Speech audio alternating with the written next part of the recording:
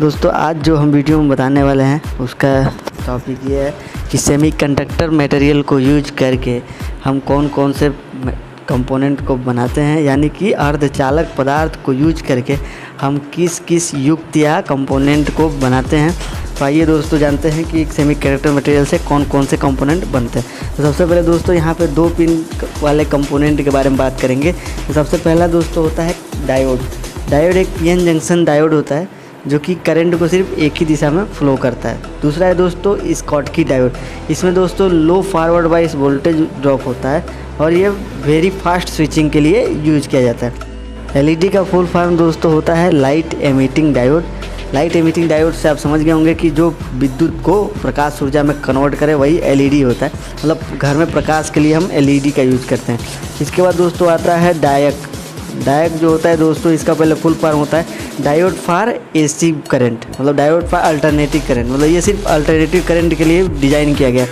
इसके सिरों के बीच में जो वोल्टेज होता है उसके ब्रेकडाउन वोल्टेज वीवीओ से ज़्यादा होता है, तभी इसमें करंट फ्लो होती है। उसके बाद दोस्तों आता है हमारा जीना डायोड। जीना डायोड का उपयोग हम दोस्तों वोल्टेज रेगुलेटर में करते हैं।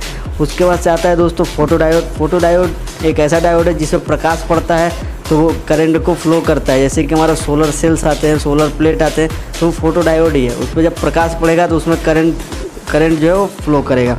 उसका दोस्तों आता है पिन डायोड। पिन डायोड का यूज दोस्तों आरएफ स्विच, माइक्रोवेव एटेन्यूएटर में होता है, मतलब रेडियो फ्रिक्वेंसी स्विच और माइक्रोवेव एटेन्यूएटर में किया जाता है। उसके बाद आता है दोस्तों लेजर डायोड। लेजर डायोड दोस्तों का यूज जो होता है वो होता है ट्रांसमिशंस में, स्कैनिंग में, स्पेक्ट्रोमेट्री में और कुछ मेडिकल में भी लेजर का उपयोग करते हैं, मेडिकल लाइन में भी। इसके बाद दोस्तों आता है टनल डायोड। टनल डायोड का जो यूज होता है वो हाई स्पीड काउंटर सर्किट और ऑसिलोस्कोप में किया जाता है। उसके बाद आता है दोस्तों फोटो सेल। फोटो सेल जो होता है वो फोटो रजिस्टर भी इसको बोलते हैं।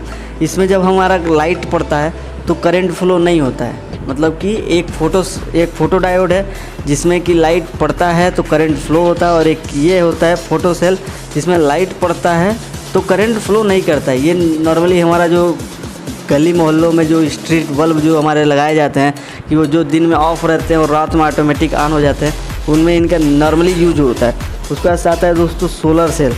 सोलर सेल जो होता है दोस्तों वो लाइट से करंट फ्लो होता है, मतलब सोलर सेल पर जब लाइट पड़ेगा तो उसमें करंट फ्लो होगा।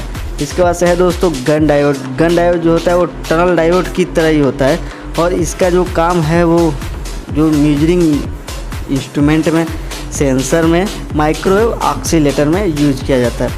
उसके बाद आता है दोस्तों इम्पैक्ट डायोड। इम्पैक्ट डायोड का यूज दोस्तों हाई फ्रीक्वेंसी माइक्रोवेव डिवाइस में होता है। उसके बाद से आता है दोस्तों ट्रांजिएंट वोल्टेज सप्रेशन, यानी कि टीवीएस। इसका यूज जो होता है दोस्तों कमज़ोर सर्किट, जो हमारा सर्किट है जो बहुत ही मतलब नाजुक होता है, उसको विद्युत के प्रभाव से बचाने के लिए इसका उपयोग किया जाता है कि इसका ट्रांजिएंट वोल्टेज सप्रेशन, मतलब एकाएक अगर वोल्टेज बढ़ जाएगा तो उससे मतलब सर्किट को बचाने के लिए टीवीएस यानी ट्रांजिएंट वोल्टेज सप्रेशन का यूज किया जाता है। उसके बाद से आता है दोस्तों VCSEL। इसका फुल फॉर्म होता है vertical cavity surface emitting laser, या ऑप्टिकल फाइबर डाटा ट्रांसमिशन में यूज होता है। माउस में होता है, लेजर प्रिंटर में होता है, एनालॉग ब्रॉडबैंड सिग्नल ट्रांसमीटर में होता है। उसके बाद इसका स्ट्रक्चर लाइट में भी होता है। तो देखिए दोस्तों सबसे ज़्यादा यूज जो होता है वो होता है VCSEL, vertical cavity surface emitting laser. इसका जो फुल फॉर्म होता है vertical cavity surface emitting laser होता है और इसका यूज ज़्यादा किया जाता है। उसके बाद दोस्तों हम बात करेंगे 3 टर्मिनल वाले सेमीकंडक्टर कंपोनेंट्स की। तो सबसे पहले आता है बीजेटी। बीजेटी का फुल फॉर्म होता है बाईपोलर जंक्शन ट्रांजिस्टर।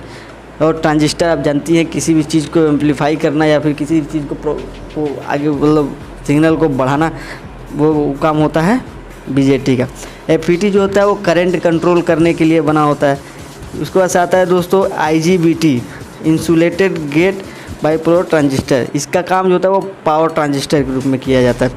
उसके बाद आता है दोस्तों डार्लिंगटन ट्रांजिस्टर। डार्लिंगटन ट्रांजिस्टर का दोस्तों यूज जो होता है वो टच सेंसिटिव स्विच के रूप में किया जाता है। उसके बाद आता है दोस्तों SCR का फुल फॉर्म होता है सिलिकॉन कंट्रोल रेक्टिफायर।